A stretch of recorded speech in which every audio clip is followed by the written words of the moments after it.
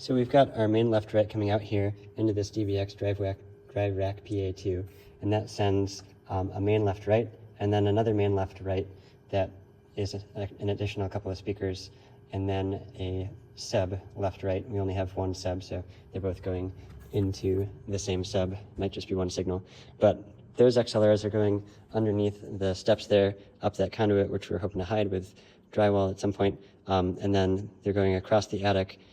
This one is going up and across this column here. There's another one that goes over there, up that column, and then the sub goes all the way into that closet, across the wall, down, under the platform, through the platform, down to the front, where we have a built-in cavity where a subwoofer is on its side, facing the congregation, and there's a outlet right there.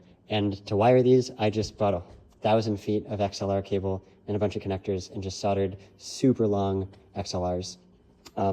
And the drive rack allows you to delay the signal by a few milliseconds between the front and the back, which is helpful. You can also do that for platform. We have 5 of these stage boxes. And then in the back, we have 5 locations where XLRs can be put in and out. And so you can see right here, you've got 1, 2, 3, 4, 5, just kind of an even W around the stage. These ones are facing this way, these ones are facing this way, so that you can easily, for our design of the platform, access them. Each of these has 6 female XLRs, and then on the back of those, it has the 6 male connectors, and then the snake has the 6 female ends leading to 6 male ends in the sound closet. So those are all just a bunch of XLRs that were just pulled pretty much from that hole over to here, and then just branched out 1, 2, 3, 4, 5. So all of those XLRs are just a whole bunch of female end XLRs connecting to these male connectors, and then on the other side you have all these female plugins. And then in the back, we just have evenly spaced 1, 2, 3, 4, 5 holes. And so in each of these holes, we have just a couple of those XLRs available to plug into. And then we also have these quad outlets to be able to plug a bunch of the amps into. And so we just have the hinge here with the plywood, and then you can just open and close it through here. And so here we've got a mic plugged in. Just open this up, and that mic is connected to that XLR, and then you've got the amp plugged in down here through this hole here. And that way it's all kind of just hidden in the back there. So we have room for 10 mic connections. That doesn't really solve the issue of needing to do stage monitors, wedge monitors. And so because of that, I kind of connected some of these to be out signals and some to be in signals. And the way to really accomplish that would have been to make 2 of these plugins to be male. But I just bought the pre-wired stuff. And so instead of that, in order to get these stage wedges to work, I have male-to-male cords that I had wired up. So these are male-to-male cords that are plugged in, and I just dedicated 2 of these plugs to carry the out signal. And so in each of these, I just picked 2 of them to have an out signal coming out of the stage box, digital stage box.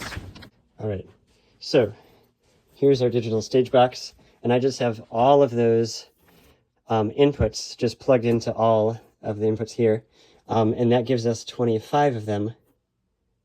And then the other ones are just meant for the outputs. So I dedicated 4 out of 6 plugs in each of those stage boxes back there to be inputs. So that gives me 20.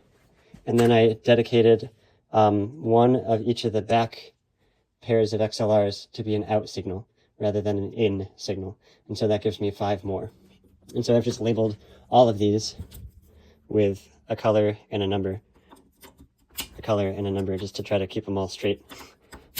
So that gives me 25, and then that gives me the rest, 1, 2, 3, 4, 5, 6, 7, I can count. 7 more to be able to plug all of these digital, man, I can't think right now, all of these wireless mics into. So all of the wireless mics are just plugged into this board right here, coming directly from the back here to the front here. And then all of the floor wedges are coming out of these outs, and they're plugged in to those, what would that be? 2, 4, 6, 8, 10, plus another 5, so 15. There are 15 XLR out options that are leading to the stage. And so we actually could have 15 different outs going into the platform through these, connected to these connectors here. And ideally, at some point, I am going to make a whole bunch more of these double connectors. So what this is, it's a female to female connector in order to actually get that signal going backwards. So this end is female here, and then in order to get it to plug into here, I had to put another female end on there. So that's just the way that I worked with that prepackaged 6 XLR system in order to get 2 out signals, a double female on this end and a double male on the stage end, plugging into the floor wedge. And I think that's about it. And then I just do all of the patching from the digital board, so that if signal 14 is now the violin, I just change it so that channel 7 is now getting signal 14. And that's how we're working. And I didn't mention, what we actually do is we've got the main left-right here. We've got our back left-right here through different matrices. They're each receiving the left-right signal. This one is delayed by a few milliseconds. We could even put the sub on that too. We've just used the drive rack because it's got some feedback canceling properties we wanted to use, and by the time I added this, I didn't want to deal with the drive rack anymore, so I just put it on here so I can easily manage the balance between those. But I could have put it all here. I could have put it all on the drive rack. I have a mixture just because that's what I happened to do. And just in case this is helpful to you, we were getting really bad feedback from the headset wireless microphones. So instead of sending the pastor's mics directly to the stereo bus, they're not. They're actually just getting sent to the pastor EQ subgroup or bus. And that subgroup is then getting sent to the stereo bus. And that allows it to pass through 6 possible bands of parametric EQ right here. All of these signals were feeding back really, really badly in this room. And so this is what's being applied to both pastors when they're talking. And then on top of that, the channel itself can have whatever EQ on top of the other 6 bands. And so those 6 bands of the pastor EQ are affecting this room only.